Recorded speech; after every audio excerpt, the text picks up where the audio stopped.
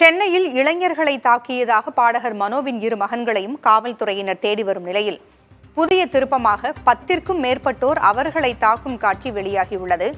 இது தொடர்பான விவரங்களை வழங்க செய்தியாளர் நவீன் இணைந்திருக்கிறார். நவீன், என்ன விவரம்? சென்னை வலசரவாக்கத்தில் கடந்த 11ஆம் தேதி பெரும் பரபரப்பை ஏற்படுத்திய சம்பவம் தான் தற்போது திருப்பம் ஏற்பட்டிருக்கின்றது. குறிப்பாக பாடகர் மனோவின் மகன்கள் இருவருக்கு, அதாவது இந்த ஷரீக், ரஃபீக் ஆகிய இருவர் அவர் மற்றும் அவர்கள் நண்பர்கள் சேர்ந்து 16 வயது சிறுவர் மற்றும் அவரது நண்பர் என இருவரை தாக்கியதாக வலசரவாக்க காவல் நிலையத்தில் இந்த புகார் பதியப்பட்டு 4 பேரில் இருவரை கைது செய்த நிலையில் பாடகர் மனோவின் இரு மகன்களை தற்போது போலீசார் தேடி வருகின்றனர். இந்த நிலையில் தான் தற்போது இது தொடர்பான ஒரு பதப்பதைக்க வைக்கும் சிசிடிவி காட்சி வெளியாகிருக்கின்றது. அந்த காட்சியில் பாடகர் மனோவின் இரு மகன்களையும் 10க்கும் மேற்பட்டவர்கள் சரமாரியாக தாக்கக்கூடிய காட்சிகளும் பதிவாயிருக்கின்றது.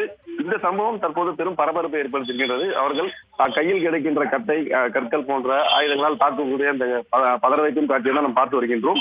இந்த சம்பவத்தில் ஏற்கனவே இந்த வலசரவாக்கம் போலீசார் வழக்கு பதிவு செய்து விசாரணை மேற்கொண்ட சூழலில் தற்போது பாடகர் மனோ தரப்பிலிருந்து இது தொடர்பாக இந்த காட்சிகளை அடிப்படையாக கொண்டு ஒரு புகார் மனு அளித்திருக்கின்றனர். இந்த விவகாரத்தில் பெரும் திருப்பமாக இந்த வீடியோ காட்சி பார்க்கப்படுகின்றது. நாளை இது தொடர்பான விசாரணை மேற்கொள்வதாக வலசரவாக்க போலீசார் தரப்பில் தெரிவிக்கப்பட்டிருக்கின்றனர். பாடகர் மனோவின் மீது அவர்கள் மகன் மீது பல்வேறு குற்றச்சாட்டு முன்வைத்து அவர்களை தேடி வரும் சூழலில் இந்த வீடியோ காட்சி திருப்பத்தை ஏற்படுத்தியிருக்கின்றது. தகவல்களை வழங்கியமைக்கு நன்றி நவீன்.